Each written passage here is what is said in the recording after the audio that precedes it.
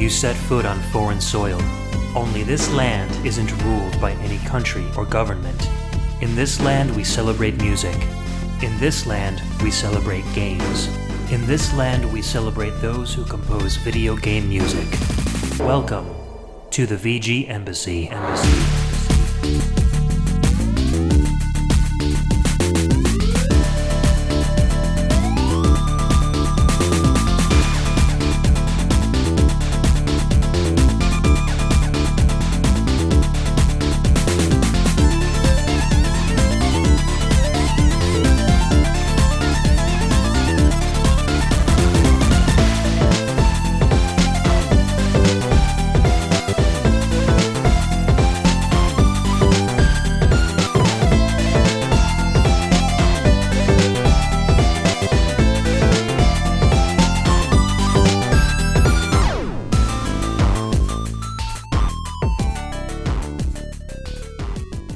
Everybody, welcome, and thank you for tuning in to the Retroworld Expo 2018 VGM Rhythm and Pixels versus the VG Embassy. Yeah, less of a competition, more of a friendly throwdown. Yeah, Rhythm and Pixels cross. VG Embassy. Yes. Today's theme is VGM East meets West. The West eats the West. That's quite the undertaking. Yeah, so we're going to go over a little bit over the four major video game consoles that are out there, explain a little bit about their sound chips and how they create the music that they do, yes. And then play examples of like a Japanese composer and a Western composer, so like either UK or English. I mean, the two different sides of the world really approach to the system in completely different ways with the exact same tools, with the exact same instruments, and we really want to take a look at what makes them different and what we like about both of them, to be honest. So our goal today is to learn about some sound chips, to listen to some rad tunes, and to win some neat stuff. Yeah, so we have we're going to have some quizzes to call out to the crowd, so if anyone just wants to raise their hand or jump up or just grab Pernell and just throw him on the ground, sit on him, and be like, I know the answer. We can do that. I didn't sign up for abuse, man. I signed up for some rad tunes. It's going to be all right. But we have some stuff to give away. We got some fun stickers. I have a Sega Genesis signed by the Angry Video Game Nerd that we're going to be giving away. So that's some cool stuff. But really, it's just for fun. A job well done. That's what we're looking for. Exactly. So just a little introduction to us as panelists. My name is Ed Wilson. I run a video game music podcast called The VG Embassy, in which I take the role of the VG Ambassador, and or actually the Prime VGM Minister, and have VG Ambassadors on my show. So I'll have a different guest on every single episode, and they'll share with me and the audience their favorite video game music, the themes that they're into, lots of really cool stuff. Cam Werme is here with me today as my VG Ambassador. He's been a frequent guest on my older video game music podcast, Pixel Tunes Radio. And so we are very lucky to have him here. He's got a great taste in music and has some awesome picks for us today. Thanks for the invitation. Absolutely. And next up is Rob and Pernell from Rhythm and Pixels. With the best picture you could find of us. Thank you. My name is Rob Nichols. And I'm Pernell. And we host the weekly video game music podcast, Rhythm and Pixels. It's heavily based around music that covers a number of scapes, including...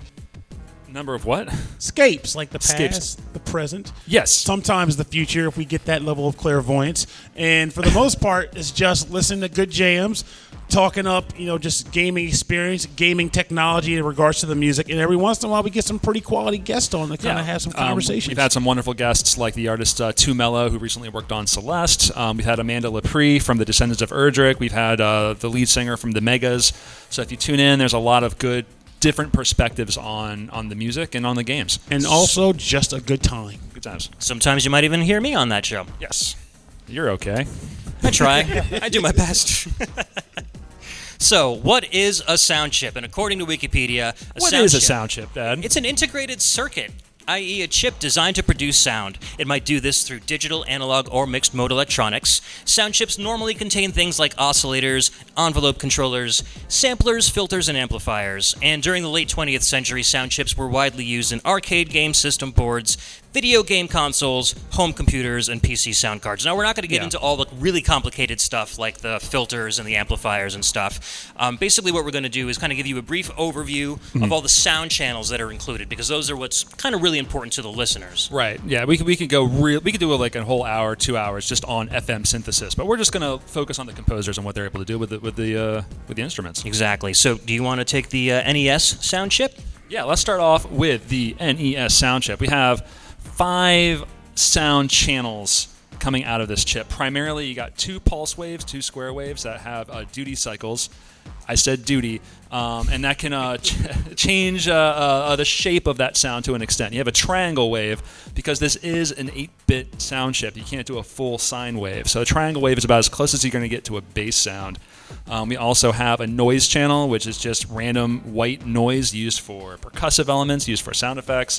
And then you have a sample channel that's going to be Blades of Steel. Yeah, Blades of Steel and Bite You Billy and all that. But it's 2-bit, like it's 2-bit sound downsampled and then played through a pulse wave modulation. So Or a based tin on the can. joke you guys Through a just tin made, can, would you say that's pretty much where we would get the majority of those muffled voice samples Yes, that we're getting in our absolutely. games? Every one of them, yeah. Yeah, Every one of them. The Sunsoft bass, the Konami drum hits, they're all through that sample Yeah, you're channel. going to hear like the oh yeah from like the Teenage Mutant Ninja Turtles. So used rhythmically and used musically, yes.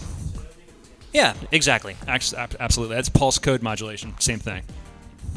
All right, so we're going to get into our first track. Yeah, that's the nerdy stuff. Let's listen to some cool tunes, Ed. That's what I'm in for. All right, so first up is a pretty good example of what I feel a Western composer would do with the NES sound chip. This is Name Entry from Quattro Sports BMX Simulator, and this is composed by Gavin Rayburn. All right, let's hit this one up.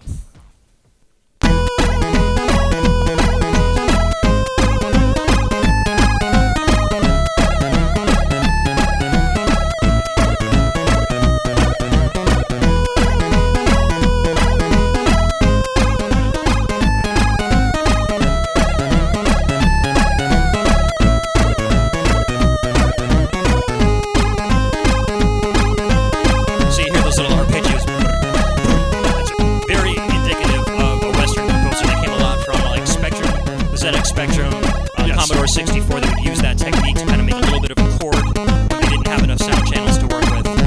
Really prevalent right here. And that very bouncy beat, very European. Yeah, very rhythmically focused.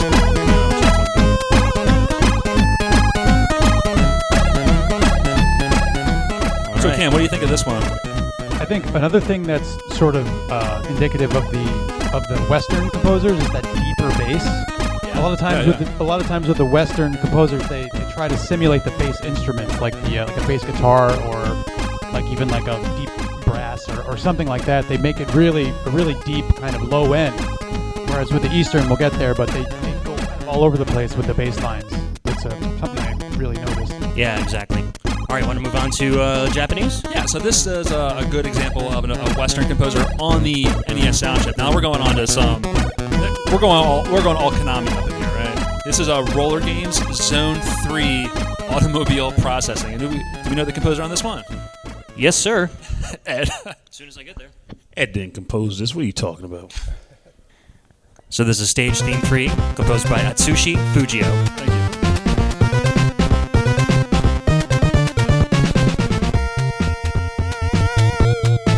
I especially like the idea behind this track because it is a Japanese composer composing a track meant to give you a decent environmental feel for a Western property. Yes, yeah. So, because Roller Games was originally like an old 80s like TV, like soap opera of sorts for rollerblading. I just hear Ninja Turtles. Yeah, mostly, yeah. Oh yeah, I mean Ultra Games, man. In this part. Yeah, it's Ultra, not Konami. So one thing to really pick out is that the lead synth here is clean, just a clean pulse wave, and then all of the percussion, most of the percussion's being done by that sample channel. Yeah. So Right. rather than like modulating the pulse wave with those kinds of like bleepy, arpeggiated sounds of the Western side, they're going all out, just really pure melody on this one. And it sounds great. That's good. Yeah, this is a groove. A little breakdown right there. So good. Yeah, I like. Let's just one square in the triangle. That's all you need, man. Octaves. Yeah. And then right here, All right. at the end of the note, it kind of changes sound. That's the duty cycle changing at the end of the note. Oh, right. You said duty. I did. All right, want to move on to the... Yeah, all right, so let's turn this track down a little bit. All right. We'll get to some questions here.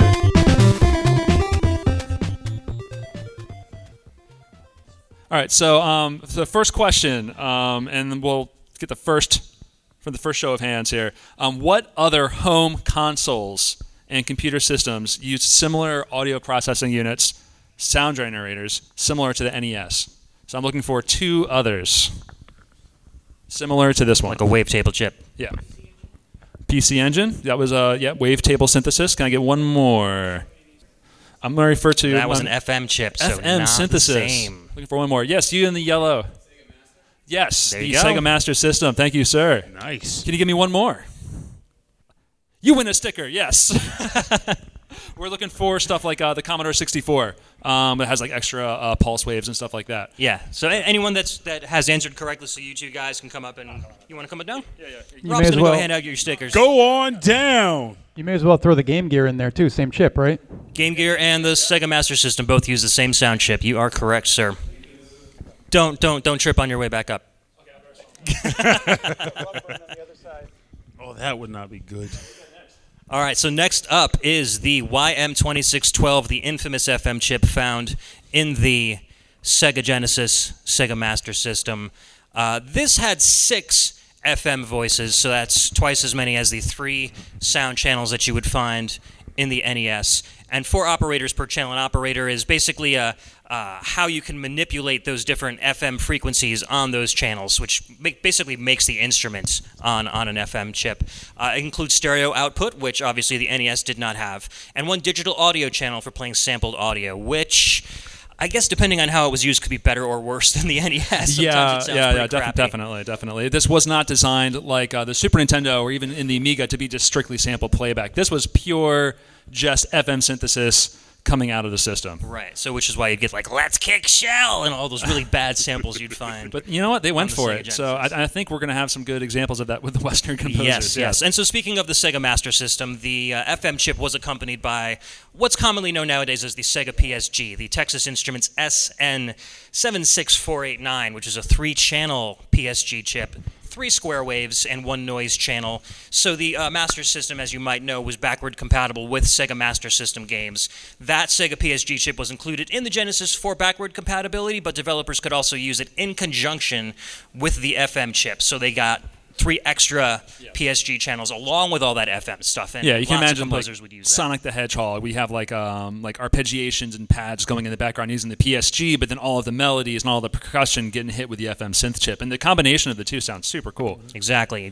So let's play a track from that. I think this is one of your picks, Rob, right? Yeah, that's right. This is from NBA Live 1996. This is the title theme, and this is again Western composers Traz Damji, Steve Roya, and Vince Mai, and we're going to hear a lot of sampled sounds coming out of the Sega Genesis on this one. This one's a straight jam.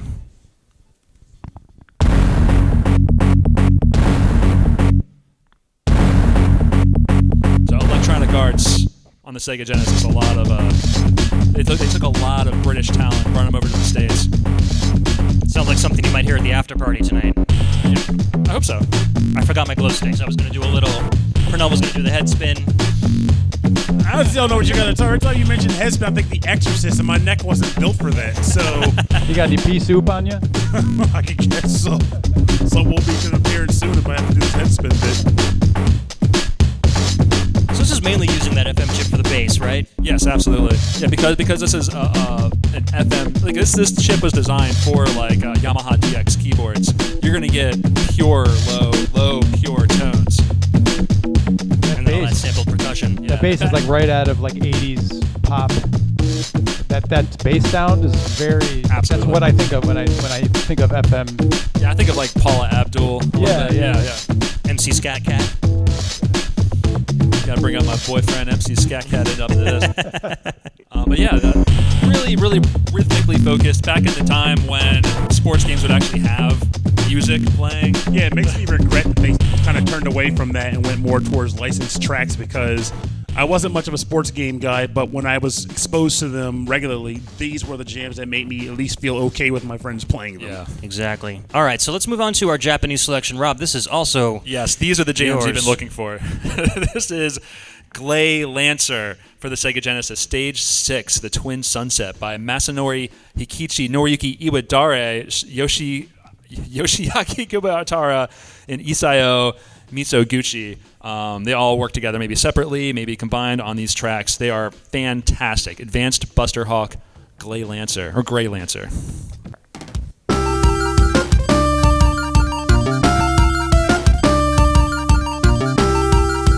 yummy. Yeah, I couldn't have chosen two more disparate sounds. They almost don't sound like they were made by the same chip. No, definitely. This is an interesting thing for me to come across too because I didn't know Iwadare was involved in this, because he was mainly a heavy game arts composer, right? That's right, yeah. Lunar the Silver Star, Lunar, yeah, he composed those Rondia. But you can hear, you see the Sega PSG, is like the main melody. That's that kind of staccato, like clinking up there, right? Yeah. You know, I don't think it gets enough credit for the sampling, because I think a lot of Genesis games have really great drum samples in there. Maybe not so much this one, but the NBA Live one I thought had pretty good. Pretty good, right? Yeah. The drums, yeah. It almost sounded like they were sampled loops instead of just individual hits. Yeah.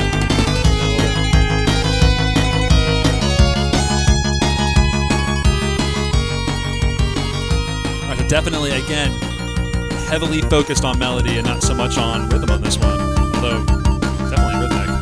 Yeah, well, NBA Live was definitely a rhythm-focused track, and this is definitely a melody-focused track. Yeah, exactly. They were thinking like, ooh, basketball, rap music, stuck together, And right? that makes you kind of go about wondering, thinking about these two tracks that just played in addition to your experience with other music tracks, what would you say is your preference thus far? Would you go more with a harmony or a melody? I'm all about the groove and the harmony, always. Yes. So that would be always my pick. For me, it's the harmony and the melody and the hook. Yeah. Like I love a verse chorus sort of setup with a hook in the chorus. I like a lot of pitch bends. As long as they pitch bend, all good. it sounds like someone's like playing a saxophone out of the Genesis. All right, you guys ready for another quiz? We got one more quiz here. All right. Morocco Banana Man. He's returned. Maracas. Woo! One of the guest stars at our panel last year. Don't sleep on that man's flow. He's got it in spades. All right, okay. Quiz time. I'm looking for. All right, this is for the Sega Genesis, which does not work. Just letting you know. Don't But plug it is in, signed 'cause by the Angry Video I Game Nerd. cannot be responsible for what happens if you plug that into a power source. We're looking for 3 other Western composers who worked on the Sega Genesis. 3 others. Okay, you, sir. Tommy Tallarico is That's one. Cool spot. You think of 2 others? Any more? One was a guest on Pixel Tunes Radio. I think this is a tough question in general, though. He composed Pugsy and Alien 3 on the Genesis. Give him a letter. Liz and Wiz, or Wiz and Liz. First letter. First name rhymes with bat. Yes. Jesper Kid, Good one. absolutely. Good one. And the other one also worked on the NES. That's all right. We can keep going. All right, he gets a sticker. Anyone else can name one more Western Genesis composer? Oh, man, I think we've stumped them. That's okay. I will say one more would be, Banana. Fair enough. The Sonic 3 soundtrack? The Sonic 3 soundtrack Yeah, absolutely. had some Western composers, yes. Had Well, it. I guess we'll allow that one. We'll allow that one. All right, we got some more stickers for that one. We're going to have one more question after this to give away the Genesis, because I think that was a little rough maybe, right? Yeah, I think they need to actually answer everything correctly to Okay. earn the Genesis. All right, well, let's move on you're- to our next system then, right? Are we good Next with that? chip. We're moving a little too fast? No, I'm just grooving along with where we're going. I'm Cool. calm. 'Cause I had like 4 cups of coffee and I'm feeling pretty good. I want to throw Matt Furness and David Wise out there. Yes, Matt Furness was who I was thinking of. And David Wise, of course, Battletoads, Donkey Kong Country. He's David Wise was worked the name on I the had in Genesis mind the whole as well. time. He did did he do the Genesis Battletoads? It's the same soundtrack. Yeah. So Whether I he assume- actually programmed it, adapted can't from his say. work. Yeah. And I will just add, in a sense, too, for everyone who was kind of like stumped on these composers, don't feel bad. Prior to getting into this whole podcasting scene, I was the same way. You start to learn a lot about composers when you listen to people talk about them frequently or bringing them up. So It's That's true. why we're I here. can pick up attest to on. that. love Listening to to you educate. guys for a few years. All right, so next up we have a lot of people's favorite sound chip, the Super Nintendo SSMP. Do you want to take it? Yeah, sure. So the Super Nintendo was designed for sample playback. There's no pure FM synthesis or just wave generation. It was only short sampled instruments played across a chromatic scale. It had independent stereo channels, which the NES did not have. It was all seriously mono. It had envelope control over each of the sounds, so it could fade in, it could fade out. They could use it on echoing. They could filter it. So you can do. It was really up to the composers and the technicians who worked on the music, like how complicated they wanted some of this music to be. Yeah. And had 256 different individual stereo panning channels too, so you can get a full complete sweep from left channel to right channel. And a lot of people grew up with this system, so a lot of this music is very, very dear to them and very, very personal to them. Yeah. But yeah, it's good stuff. I feel like when you start pitching sampled instruments around, you start to lose some of the pure notes and keys out of it, so it sounds a little off key. But it's kind of endearing too. But we're going to hear some examples of that. Yeah, and one fun fact: the chip was designed by Sony's Ken Kutaragi, who also was responsible for developing much of the architecture of the Sony PlayStation. So whenever you're listening to some SNES music, you're listening to the guy behind the PlayStation's tech genius at work. Very cool. Essentially. All right, That's so news to me, actually. first track is one of Cam's picks and a huge, amazing soundtrack. Plock from Tim and Jeff Fallen. This is the beach theme. I know we had a Silver Surfer fan in the audience, so this is the same composer. Not quite. More on that. This is a masterwork. It really is.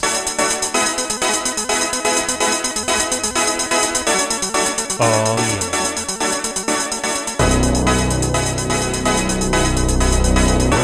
Love that tone of that bass instrument, whatever that is. And getting the bass out of the out of the Super Nintendo is impressive. This is the track from the game itself. Yeah, this is the purity and the clarity of the samples of this soundtrack. It's amazing. And this is the Genesis song, basically. Like Peter Gabriel era Genesis. Until you get to the disco part in the middle. There's a disco part. Oh, not really, sort of.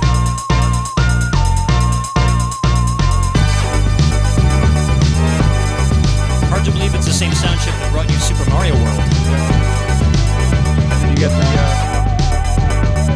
probably the most amazing electric guitar sample I've ever heard coming out. Well, suffice to say, I have fallen hard for this one. This is a good jam. No, the only track I know from Plock is that awesome title track. I love that track so much. I listen to it regularly. Little brass. Brass is excellent. Love like how just off the grid it is. It just sounds so real.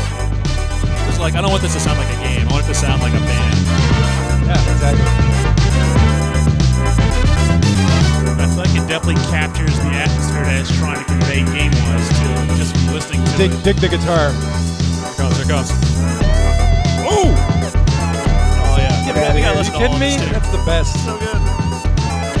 You did well, sir. You did very well with Listen this. to the bends. It's the exact. He gets the behavior of a string as you're bending a string. Like, I love that. and what I think is really interesting about this is coming from Tim Fallen himself. He created the samples and Jeff composed the soundtrack. That's what he said during one of those. Yeah, what interviews. happened was Jeff composed most of it, and then they needed some that breakdown. I'll let it go. Oh, it's amazing. He's like, I know it's a Super Nintendo game, but come on. He's just indulging in that. I love it. Yeah, so Jeff Fallon composed most of it. Tim Fallon was his brother, and so Still is.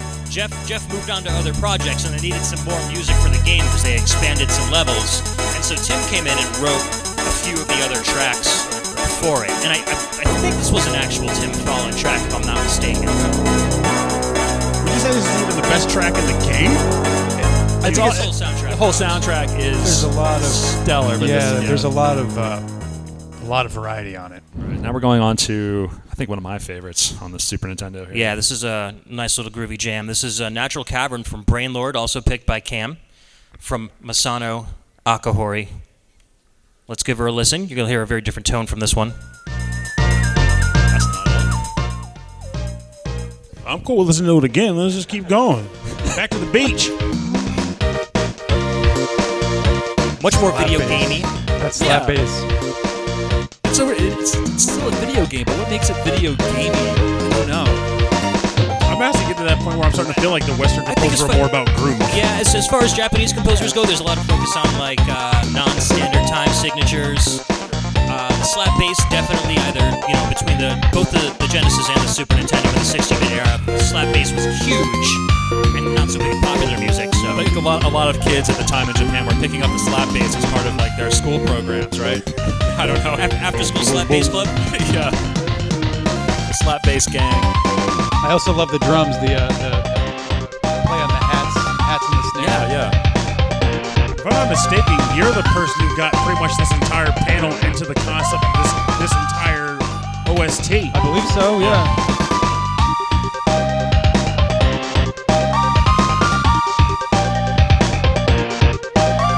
All right, you want to move on to the quiz? Yeah, we got a couple more questions, and we're gonna finish with the quiz there. All right, let's turn this volume down so everybody can hear you.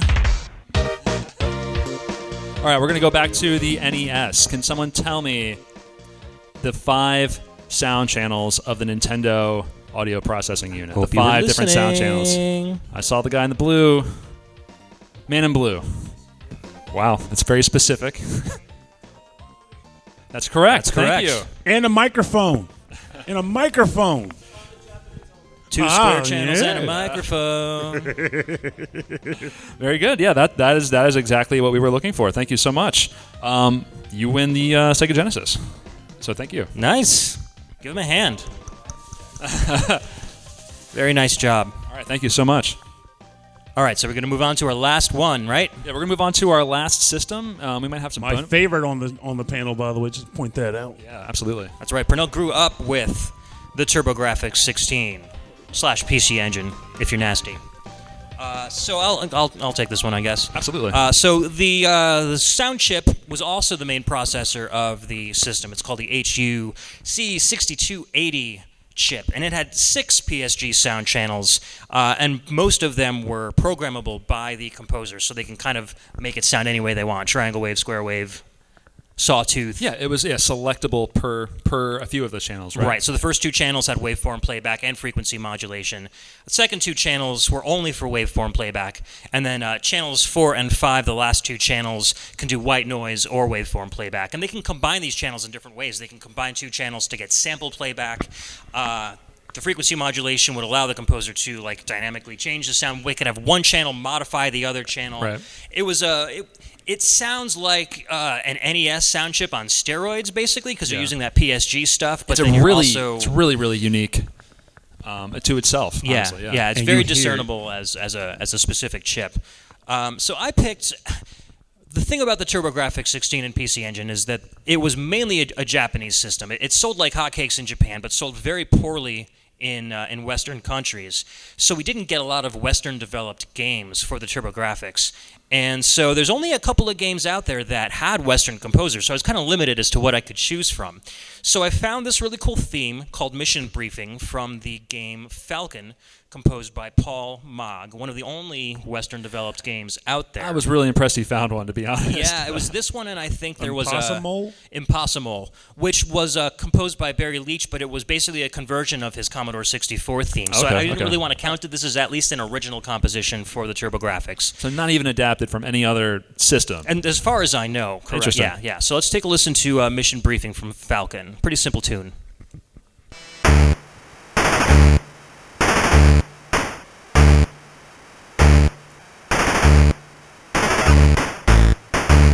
Ed, this is your mission. If you choose to accept it. Gonna march right down to the food court. Get the man chicken Get fingers. myself a BLT wrap. The man chicken fingers. I don't know how they don't have chicken fingers down there. It hurts. But you can tell it's very, very simple. It sounds like a very early NES game or something like that. Sounds like an early PC title. I do like the harmonics that come in that kind of keep layering on sounds as the song goes through. It has a very medieval feel to it, or like something. Yeah. Militaristic. Medieval warplanes. Made of stone and wood. They would just put people in catapults and just toss them in the air, and that's your Air Force. And that's pretty much it. Not too much to share. I kind of threw it in because I needed something to kind of fill the space. Not much of a groove there. Tune, but we can just listen to more PC Engine music. So let's listen to some PC Engine music, and this is... Prepare yourselves. Yeah, this is one of the best, in my opinion, TurboGrafx PC Engine songs ever written. This is the gameplay theme from Devil's Crush, composed by Toshiaki Sakota. Okay, all right. Well known by a lot of people. Let's jam out to this one. You might want to turn that up a little bit.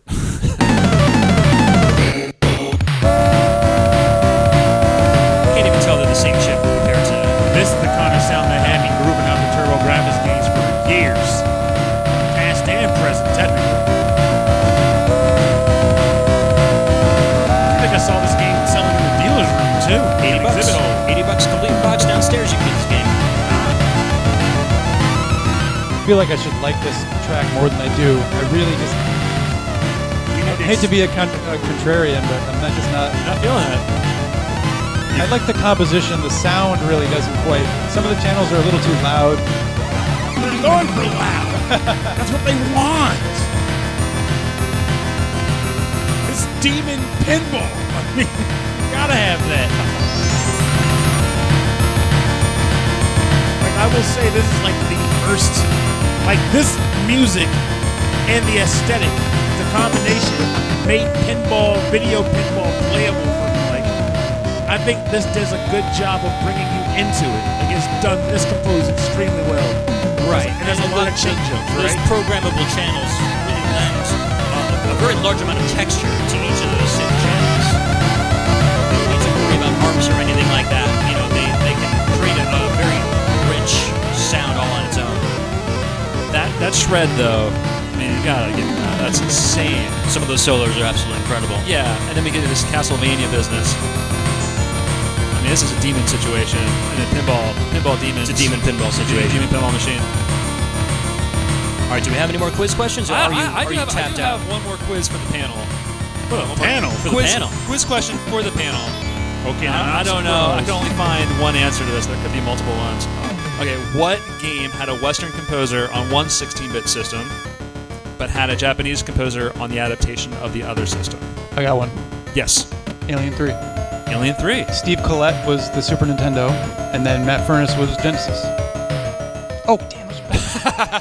All right, try again, but you can have mine, because I have I didn't no know idea Steve Collett was Japanese. Thought I had something there. I only found one. I did search for a little while. This is a good question. You're talking 16-bit only. Yes, Sega Genesis to Super Nintendo. A lot of these games were adapted from one to the other, but Western on one, Japanese on the other. usually an adaptation of the music from one system to the other. All right. Well, before you go any further, does anybody out there know? Yeah, I'm looking for yeah. the same game. Like That's what makes it so hard. You know what? That was my only one. It was What doesn't Aladdin. count? Oh, wow. Nice one. Which was like, I was like, Knew that? this guy's good, man. You should get two Genesis. You should get Genocide. Genesis. We'll have to go track down the angry video game nerd and get another Genesis sign just to give it. Just for him. So I'm there like, Any other questions for us? That was it. That was everything I wrote All down, and then I went back to bed. We've got a my little brain. bit of time. Does anybody have any questions for us? Questions either that trivia questions you want to stump us with, or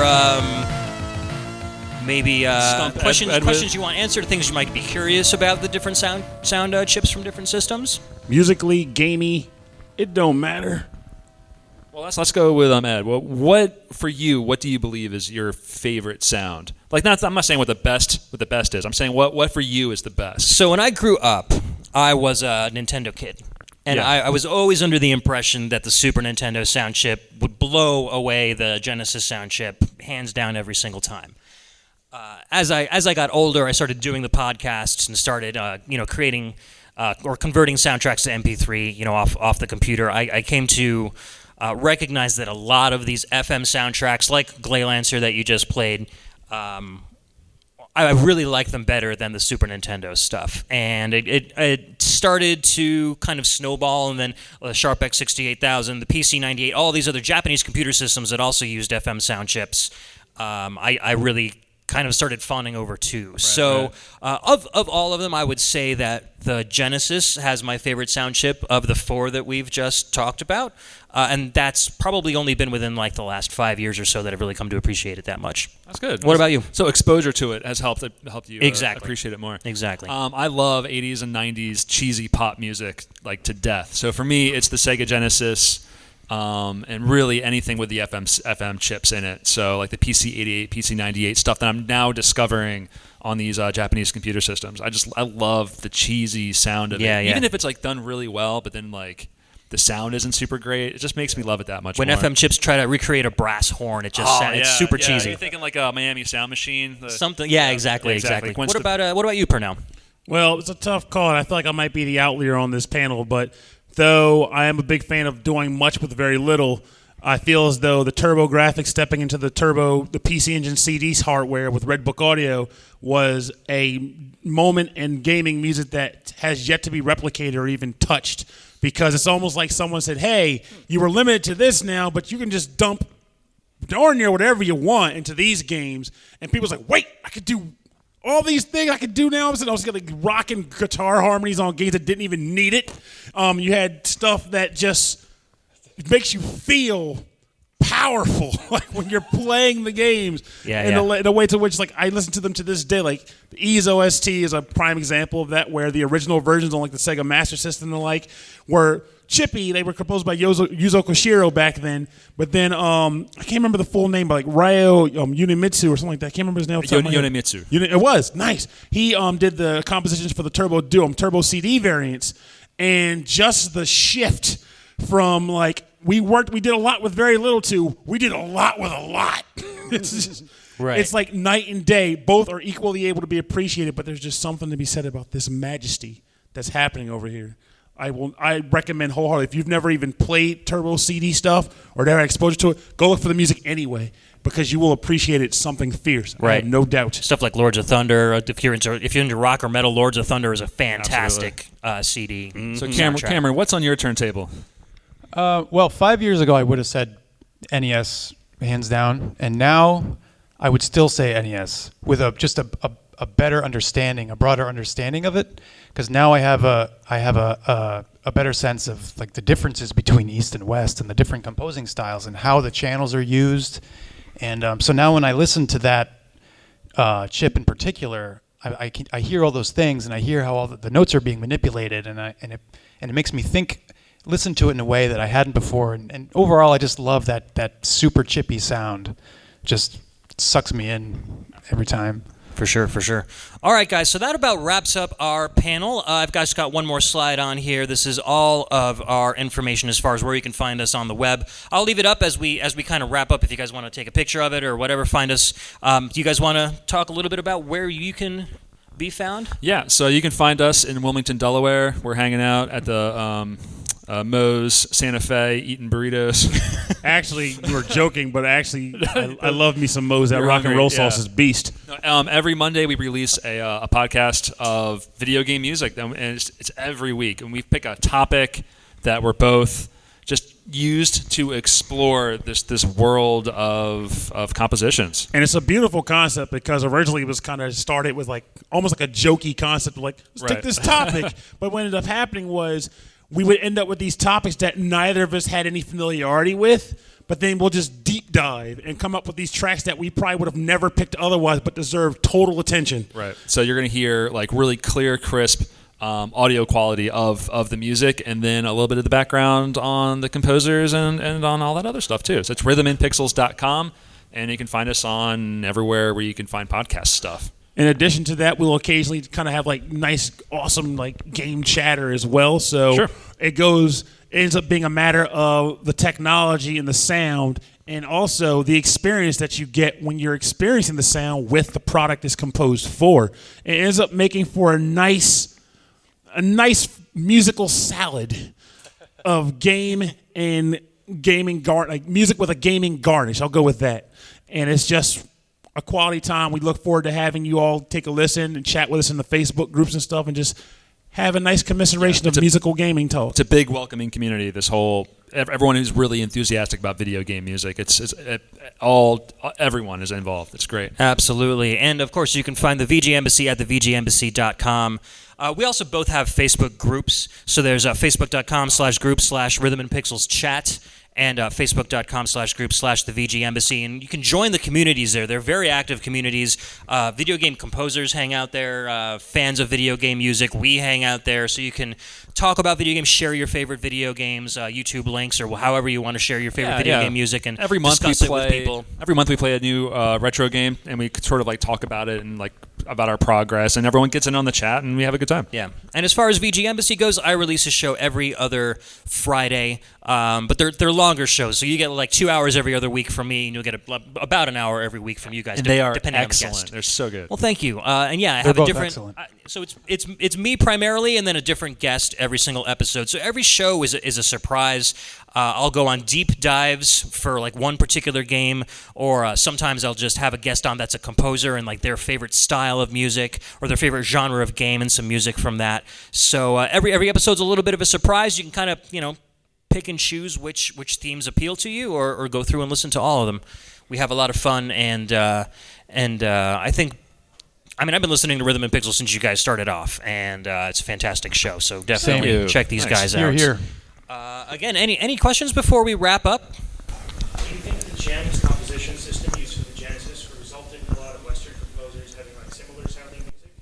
I think so. I think for some of them, when you're given probably you're given a short amount of time or a specific amount of time to complete music for a specific game, and you're given the tools already right in front of you, you're going to gravitate to use those tools as quickly as possible. Yeah, and GEMS was a very simple sound driver at that, so it didn't give the composers a lot of leeway. I don't know what GEMS, the acronym stood for, but it's essentially like a series of instruments used on the Sega Genesis rather than a composer going in there and creating all of their own sounds themselves. I mean, FM synthesis is not as simple as just dialing in a square wave and going for it. Right. So it was basically just like a very accessible driver of yes. some kind? Yeah, I think it just stood for Genesis Music System or something like that. GEMS. We had a question in the back.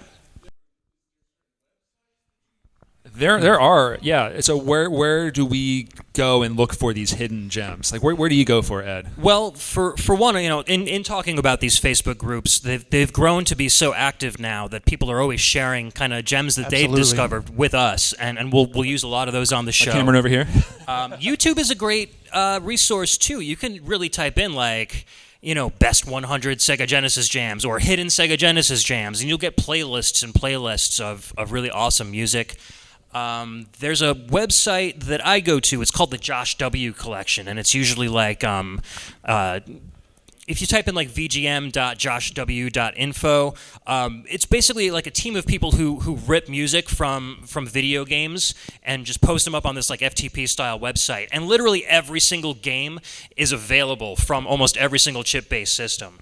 And so I go through those a lot. Sometimes I'll just say, over the course of the week, I'm going to listen to all the games that begin with B, and just download them and listen to them, and I'll kind of pick out what I want. It's very easy to get like a lot of games at once like that to kind of listen through them. Yeah, for our show, we end up picking a topic that like kind of forces us into a certain direction, and we're like, okay, we need to find something that's related to pizza, and we'll try to find pizza music. Do like a keyword search. Yeah, but then it gets a little bit more like deep divey in that regard, because it starts as a deep dive with the topic, but then let's say you find like, oh, the topic is, I don't know, just easy one, horror games, right? So you go looking for these horror games, you come across one that you might not have been too familiar with, you listen to it, this track is awesome. Who wrote it? Because we're going to talk about the composer, and then once you learn the composer's name, you deep dive that specific composer, and then you'll start learning about games you didn't even know existed. You get down the rabbit hole on Guy those just wanted he just needed to pay the bills, so he got this game, this contract for a game on the PC effects. A lot of time. And you know what? Listen to our shows. We'll do the work for you if you want to find some hidden gems, because we're doing the hard work and digging them up. So, and then you can find out, we'll tell you something about the composer, or at least tell you who the composer is, and that way you can research that composer on your own and find other music that you like from a person that wrote a song that you already enjoy. So you'll find more stuff in that same kind of vein. That's a great way to find music, is finding a composer of a game that you've liked and just seeing what else they worked on other systems. I do it all the time. I hear one track, I'm like, that track is amazing. You find the composer, you dive into the composer, and you find just a gold mine. First thing that ever blew my mind was the same guy that wrote Donkey Kong Country also wrote Battletoads. I was like, and that put me down the rabbit hole, and I don't think I've ever dug my way back out again. That was like 10 years ago. So, and I can say that one thing that worked, at least for me, and it may even work for you, is that I just had a generally wide history of gaming growing up, and I have an odd memory of like things that touched me as a kid, teenager, adult. It's all that head spinning. Yes. Oh, that head. Man, this pea soup. But as you start to look more into it and then you get retroactive on the tracks you've always liked, that is also a really good starting point to say, I liked this. I need more of that. And then that just helps you deep dive as well. It's a perfect way to go to get started. All right, guys, I think that is about... We got one more question. Oh, no more time. No more time. No, we got ahead. time. Come on. Ed. I'm uniquely qualified to answer this one. I also do another demo scene podcast called The Impulse Project, where we share, demo scene music and do kind of the same thing, talk about the composers and their history. Demo scene music is all about showing off, I think, as far as kind of maximizing the potential of each sound chip, kind of regardless to how it's going to affect the video game that it's, or it wouldn't even be in a video game. So it's music for the sake of music. Not composing for that medium. It's just trying to be as rad as possible for like 3 minutes. Would you also say that demo scene technically, is predominantly more of a Western sort of sound for the most part? Not necessarily, because there are music discs in Japan for like the Sharp X68000 PC98, where it's essentially Japan's version of the demo scene, and you would get literal floppy disks, at conventions or whatever, put them in your Japanese computer and be able to play the music. But from thanks to piracy here in the States, we get exposed to a lot of the demo scene music through the key gens and the music that plays in the background. You're like, wow, where's that tune come from? Yeah, but it's like some dude in like Norway just like kicking out the jams on his NES. Plus, composers for video games have to keep channels open for sound effects. So on a 6-channel FM sound chip like the YM2612 and the Genesis, you might only be using 3 or 4 channels because you need those extra channels for sound effects. A demo scene composer comes along like Dread or Dyer. Some of the composers I've had on my show, they can use all 6. They can use anything they want. So you're gonna hear music that's much more full and rich. And I think you guys might have touched on it already, but there's something to be said about the idea that when you compose for a game, though not always the case, a lot of times they'll outright tell you when you make this music, it needs to have this kind of style to it. It has to have this kind of, give you this impression when you hear it. So while that can result in some high quality product, in the end you're still being pigeonholed, your creativity slightly getting pigeonholed and restricted to this particular area, whereas demos like, I just want to sound good. Exactly. Plus, they're using more modern tools, so they have a little bit more of that. You're not using gems; they're using, VGM Player or Deflamask or another set of tools that's much, much more advanced than what the composers of earlier VGM had access to. It's also more user friendly. Yeah. All right, guys, we are now over time, so we want to thank you so much for coming out and sharing this awesome video game music with us. Again, look under your chairs. You get an NES. You get an NES. You get an NES. You don't actually get an NES. Please check out our podcasts on the VGM podcast stream. You will see this show and another show that Rob and Pernell and I did together focusing on Hideki Naganuma, an awesome Sega composer with some rad jams. So we'll be putting that out soon. Yeah, I'm excited about that. Yeah, Jet Set Radio. Thank you. Have a great rest of your con. Have a good con, folks. Con artist. Thank you, Morocco Man, for showing up. Gotta acknowledge that.